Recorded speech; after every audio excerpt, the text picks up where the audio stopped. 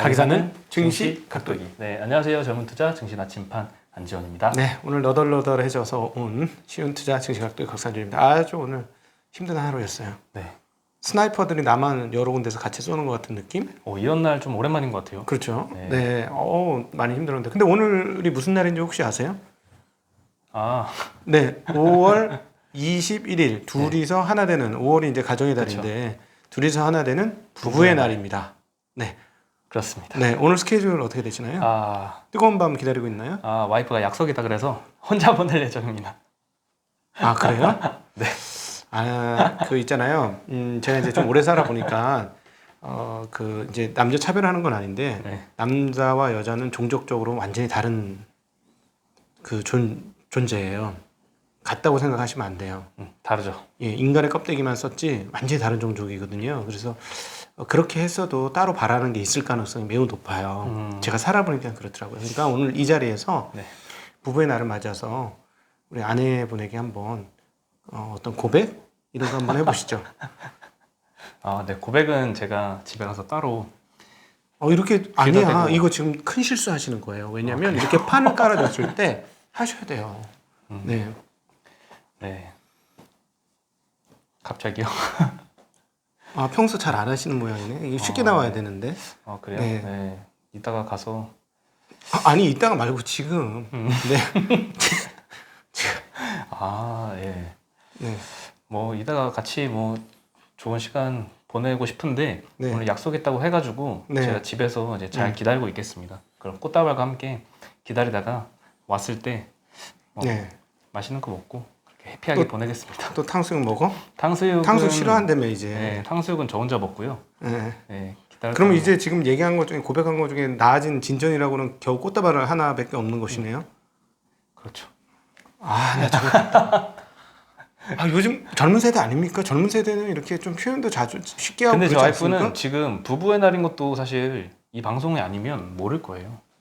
그렇게 변호하지 마세요. 이 여자 열 길 사람 속은 알아도 한 길 사람 속도 알 수 있지만 반 길 여자 속은 알 수가 없어. 그렇죠. 오늘 그러면 뭘 준비하실 건가요? 뜨거운 퐁. 끝인가요? 사랑해. 사랑해. 이게 안 되네. 이렇게 기계적으로 나와, 기계적으로 이게. 아직 힘든 거 안 당해봐서 그래.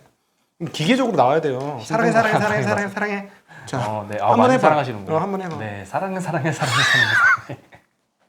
안 해봤어. 못해.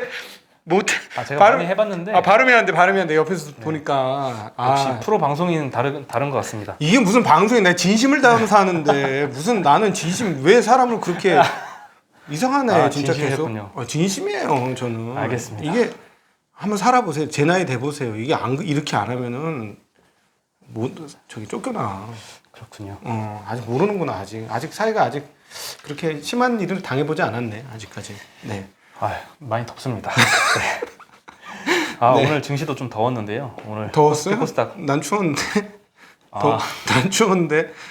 정신이 하나도 없는데 지금 진짜. 저는 참고로 현금 보유 비중 좀 많이 늘렸습니다. 많이 늘린 게 아니라 현금 보유 비중이 너무 낮아서 오늘 그냥 아무 이유 없고 그냥 현금 비중을 좀 늘려야 되겠다고 많은 현금 보유 비중이 없었던 계좌들의 현금 보유 비중을 조금씩 다 올렸습니다. 저는. 네, 대략 몇 퍼센트 정도로 맞추셨을까요? 비밀입니다. 비밀이군요. 네, 근데 많진 않아요. 아직도 많진 않은데 주식 비중이 많죠. 월등히 많죠. 월등히 많은데 정말 너무 주식 비중만 있었어요. 그래서 거기에 이제 현금 비율을 조금씩 다 채워 넣었습니다. 네, 오늘 양시장 다 소폭 하락을 했습니다. 네, 개인 투자들은 오늘 매수를 했고요. 코스피에서는 한 600억 매수했고 코스닥에서는 1000억 매수했습니다. 외국인은 코스피에서 1300억 매도했고요. 코스닥에서는 800억 매도했습니다. 기관은 코스피에서 600억 매수했고요. 코스닥에서는 120억 매도를 했습니다. 주요 매도자가 없어. 예, 주요 매도자가 없고 큰 지수도 힘이 안 없어요. 빠졌는데 완전히 빠진 날이야. 네.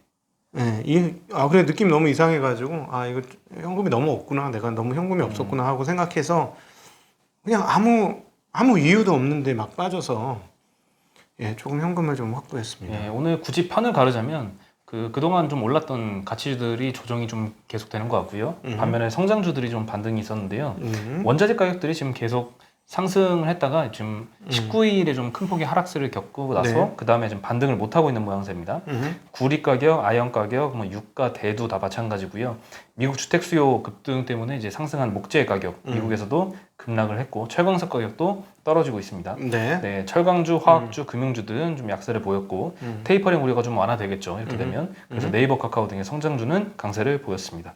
그러니까는 그 약간 그 진성 매수세가 아니라 이 원자재에도 가성 매수세, 즉 유동성에 의한 매수세가 상당히 장려를 했다 이렇게 보는 게 맞을 것 같아요. 그러니까 뭐 분명히 업황이나 경기나 이건 회복이 맞는데 조금 과하게 오른 부분 거품들이 빠지는 것 같고 그 다음에 적극적으로 지금 중국에서 제어를 하고 있지 않습니까? 네.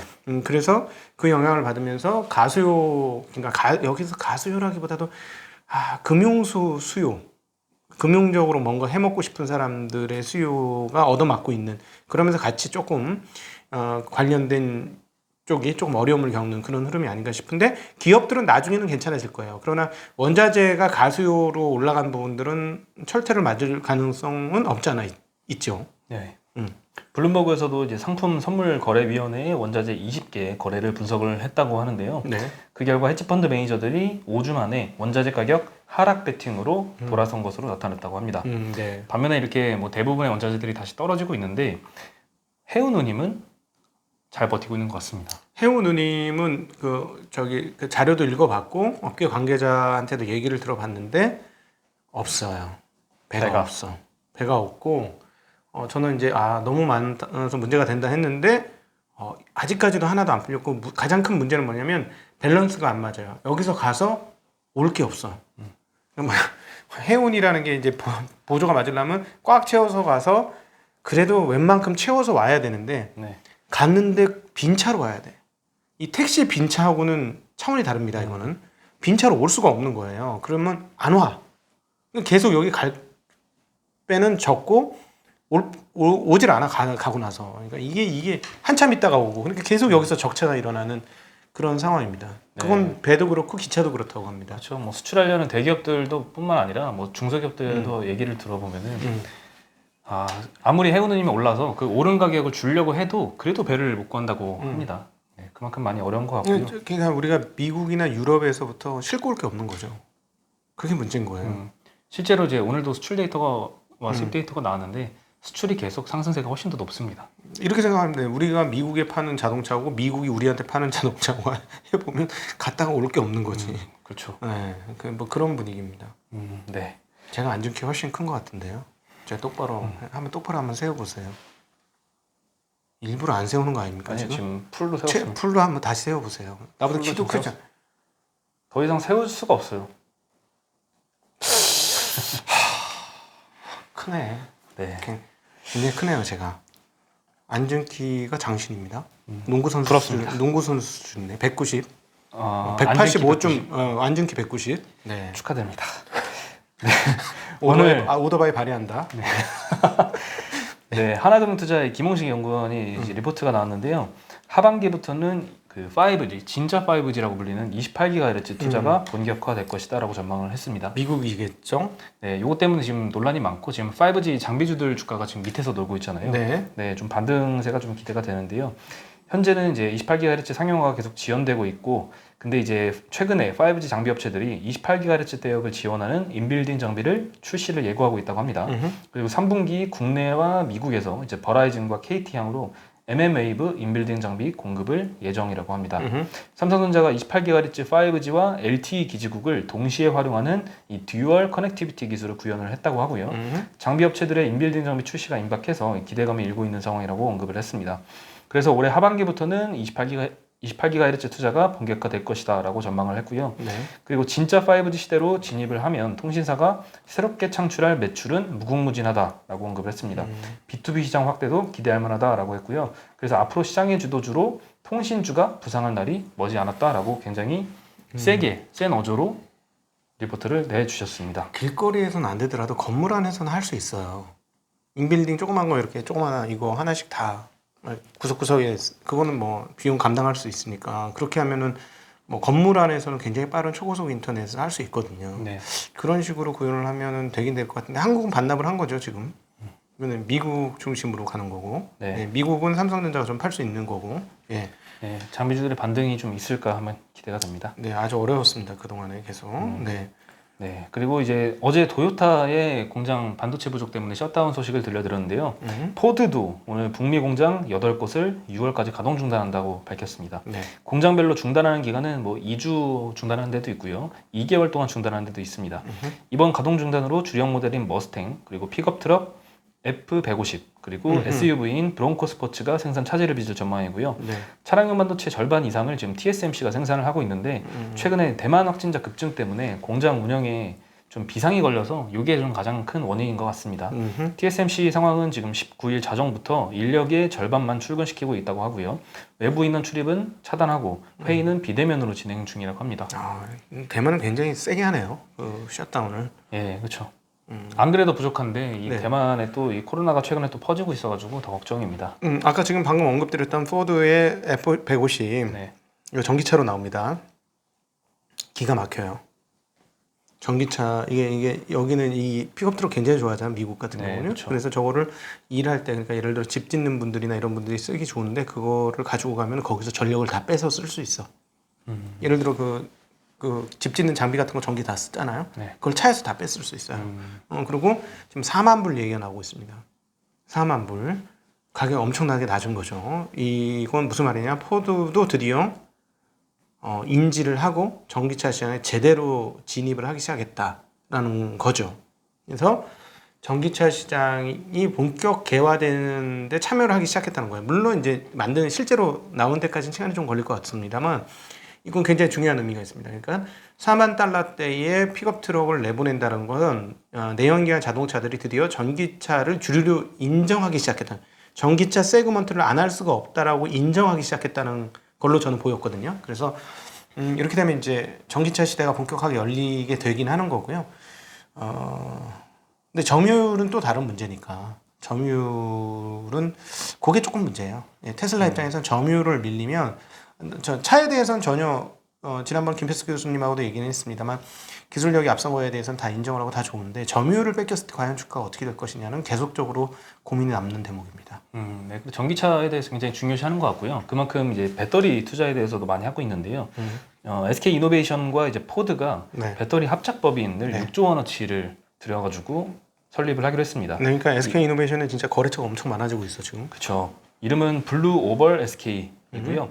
2025년을 전후해서 미국에서 연간 60기가와트씩 규모로 전기차 배터리 셀과 모듈을 생산하기로 했고요. SK이노베이션이 현재 건설 중인 조지아 1공장과 2공장이 있습니다. 네. 여기에 이제 3조 원이 드는데요. 여기에 더해서 추가로 6조 원을 투입하면 총 9조 원을 투자를 하는 겁니다. 이로써 기존 목표는 2025년까지 125기가와트시의 캐파를 확보하는 것이었는데요. 네. 이 목표가 190기가와트시가 될 것으로 전망이 됩니다. 네. 어마어마한 양이나 진짜 네. 190기가 엄청난 양이에요. 예. 그리고 이제 오늘 밤인가요? 21일 미국 시간이니까 워싱턴에서 한미 정상회담이 진행이 될 예정입니다. 그렇죠? 네, 그래서 오늘 아주 오랜만에 듣는 단어인데요. 개성공단 재개 기대감 때문에 남북경협주가 상승을 했습니다. 네. 중소벤처기업부 장관이 개성공단 재개를 적극적으로 지원하겠다라고 밝히면서 과거 개성공단에 입주했던 기업들이 오늘 주가가 좀 상승을 했습니다. 네. 오전 7시부터 국내 업체들과 화상 수출 상담회를 열었다고 하고요. 미국, 일본, 대만, 베트남 바이어 한 65명과 국내 이제 15개 개성공단 기업들 간의 상담이 이루어졌다고 합니다. 오늘 뭐 몰랐던 종목들은 뭐 신원 이런 종목 11% 올랐고요. 네. 인디F가 4% 올랐는데요. 장중에는 뭐 20% 가까이도 올랐다 떨어졌더라고요. 저는 이거 이제 이란하고 같이 보시라고 말씀드리고 싶습니다. 이 이란 문제가 해결되면 북한 문제도 해결될 가능성이 상당히 높은데요. 그 뒷면에 유대인들이 자리 잡고 있죠. 유대인들이 이란 진짜 싫어하거든요.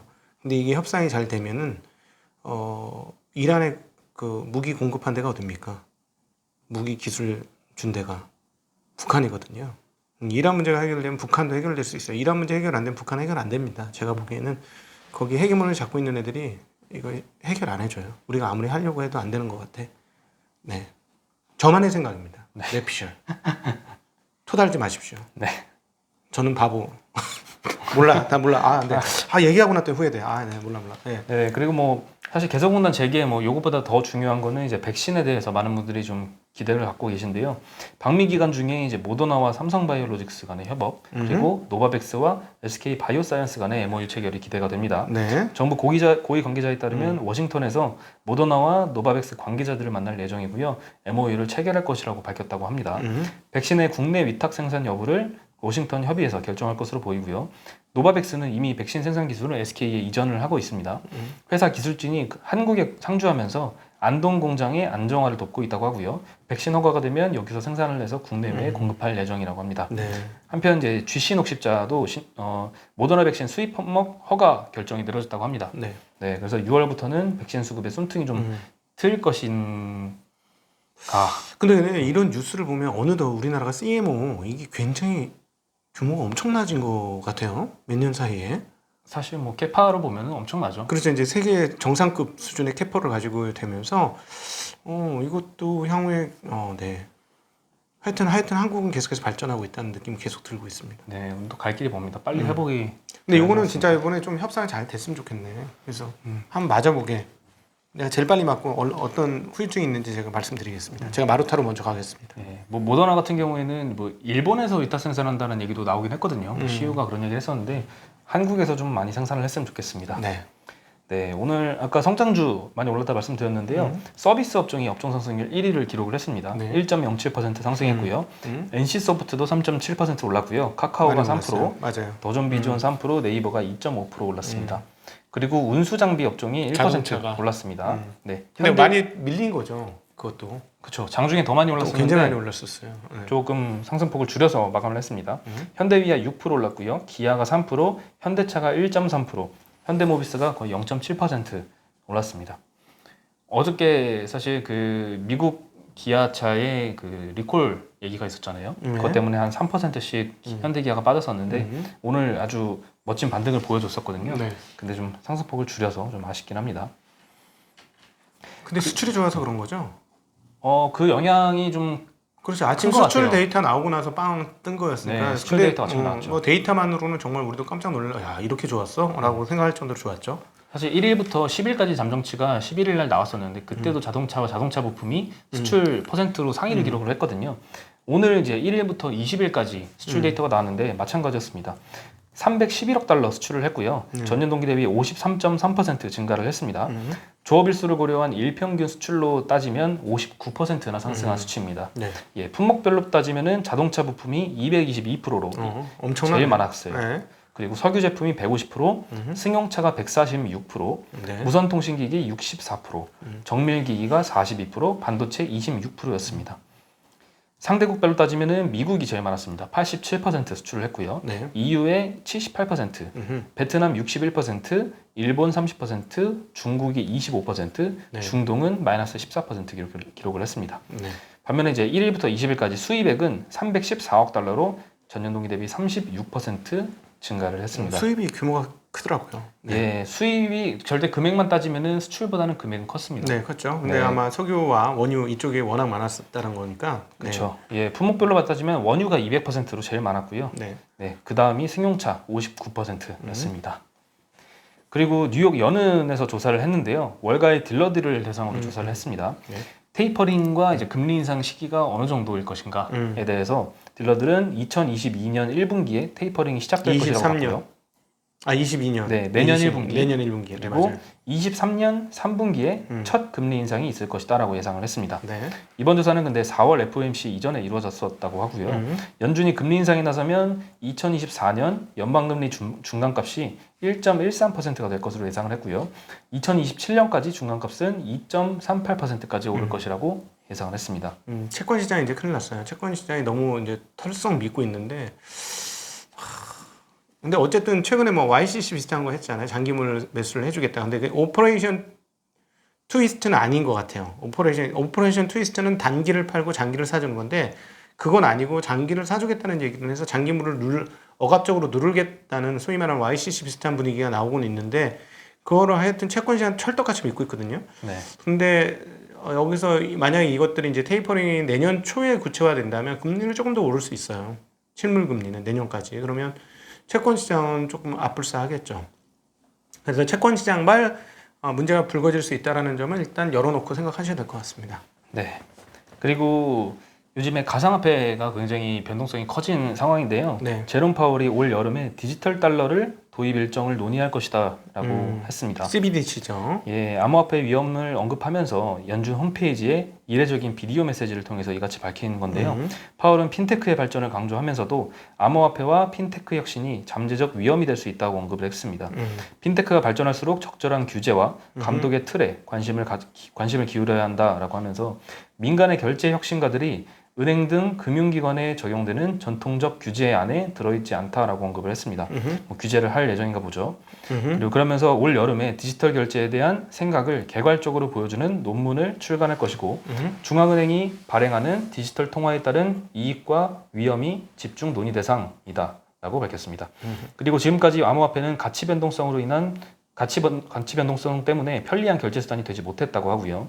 1만 달러 이상의 암호화폐 거래할 때 국세청 신고를 의무화할 것이라고 밝혔습니다. 네. 이건 제니 옐런도 했던 얘기입니다. 네네. 보스턴 연준은 이제 MIT와 공동으로 디지털 화폐 기술을 연구 중이라고 하는데요. 3분기에 연구 결과를 공개할 예정이라고 합니다. 네네. 계속해서 압박이 좀 들어가고 있는 분위기죠. 암호화폐 쪽으로는. 그렇죠. 어쨌든 이 결국은 화폐를 단순히 가치 저장의 수단과 교환 가치를 해주는 교환의 수단이자 뭐 가치 측정의 수단으로만 생각하시면 안 돼요. 그거는 권력이 뒤에 반드시 있어요.